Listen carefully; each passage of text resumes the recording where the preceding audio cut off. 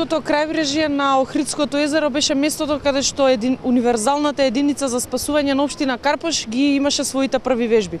Со нас е Петра Кузмановски, командир на оваа единица, кој ќе не потсети први на основањето на единицата, а после тоа ќе не ги објасни вежбите кои успеавме да ги снимиме. Вака, според Закон за заштита и спасување, значи во нашата општина е формирана универзалната единица за заштита и спасување при општина Карпош.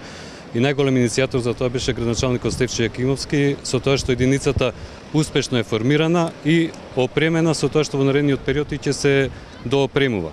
Значи, посебно за овој дел од оваа обука можам да истакнам дека станува збор за спасување на отворени и на затворени води, со тоа што одделението што е од единицата за заштита и спасување за отворени води ја заврши обуката на затворени води, се овој дел на обука е за на отворени води. Значи обуката течеше одлично, значи од 24 до 30 сме тука, значи 7-дневна обука е тоа и се превземени сите оние мислам главни вежбовни активности. За тоа ни помогна меѓународен инструктор и двајца национални инструктори во соработка со Црвениот крст на Република Македонија. Значи, во самите вежбовни активности, одделението за заштита и спасување на отворени води изведе повеќе, мислам, активности, со тоа што имаше спасување на давеници, на активен и на пасивен давител, и тоа беше успешно извршено, со тоа што се види и на самите снимки. Кои беа учесниците кои што ја имаа обуката?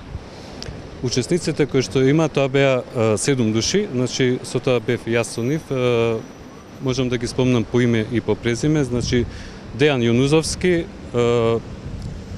Бадев Димитар, Маријан Јовановиќ, Ѓорѓи Бундалевски, Златко Чегар и Чаловски Димитар. Тоа значи дека ако не дај Боже не начека никоја временска непогода, екипата на Карпош ќе биде спремна. Значи вака, ова одделение сега мислам со докомплетирање мислам и со утрешниот ден, значи ја завршуваме оваа обука.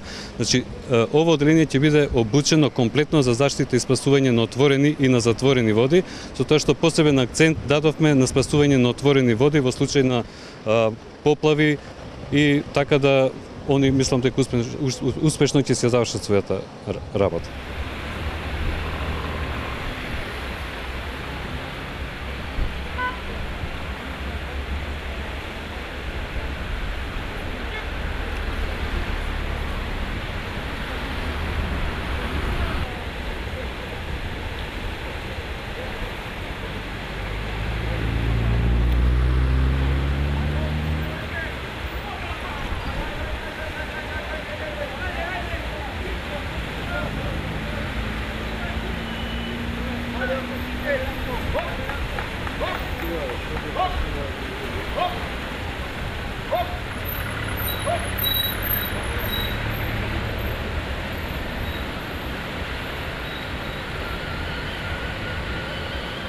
Еден од најголемите тестови на почетокот на вашата обука беше спасувањето на таткото со неговите деца. Кажи ни нешто повеќе.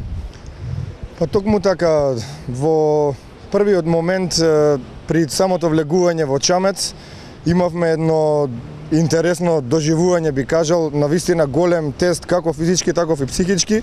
Се случи да во моментот кога вежбавме управување со моторен Чамец, значи за прв пат тоа ни беше такво искуство во животот, да здогледаме во далечината, да здогледаме пловен објект, за кој што подоцна заедно со инструкторите од Црвениот крст констатиравме дека се работи за педалинка.